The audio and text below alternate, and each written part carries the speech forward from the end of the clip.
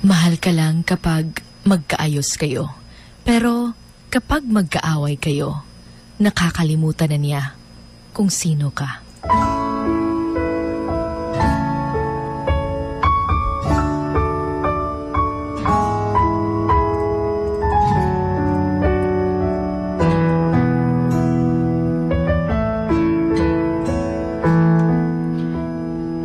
Napakahirap kapag ganito.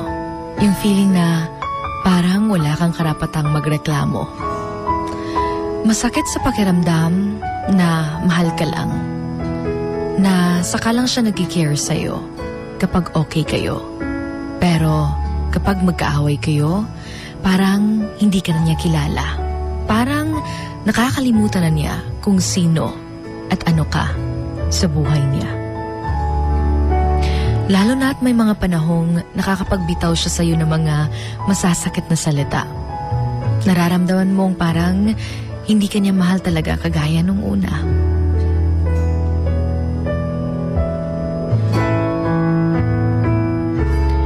Masakit lang sa pakiramdam dahil mahal mo siya.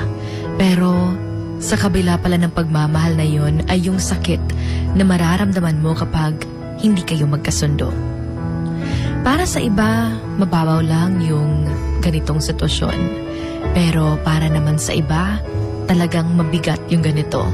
Lalo na't kapag naranasan mo talaga. Masakit dahil kung sino pa yung taong minahal mo at itinuring mong kakampi mo, ay siya pang makakasakit sa damdamin mo. Masakit dahil parang wala kang peace of mind. Palagi kang nag-o-overthink. Alam mo naman na mahal ka niya. Sadyang hindi mo lang talaga siya maintindihan kapag magkaaway na kayong dalawa.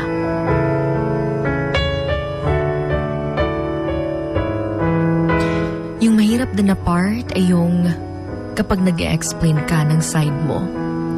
Yung hindi na siya nakikinig sa'yo. At sasabihin niya lang na ang OA mo for expressing your feelings. At parating siya yung nagiging tama without considering your feelings too. Ang hirap, diba? Yung hindi mo siya maintindihan. Yung palagi ka na lang sinisisi sa mga bagay na dapat inaayos nyo ng sabay. Nakakapagod. Nakakasawa. Yung paulit-ulit na lang. Yung pakiramdam na parang wala ka talagang nagawang tama. Yung kapag galit ka, mas galit pa siya. Yung nakakalungkot lang ay yung nasasanay ka na lang sa sakit. Alam natin na wala naman talagang perpektong relasyon. Lahat tayo nagkakamali. Lahat tayo may mga pagkukulang. Pero yung partner natin, sila yung pumupuno sa kakulangan na yon. Sila dapat yung nagpaparamdam sa atin na may kakampi tayo. Kaya tandaan na dapat mahalin mo yung partner mo. You cherish every moment with each other. Because, remember, that we can't undo what's been done. At baka sa lahat ng nagawa mo, ikaw ay biglang manghinayang. Imagine that you are hurting the person that was sent to heal you.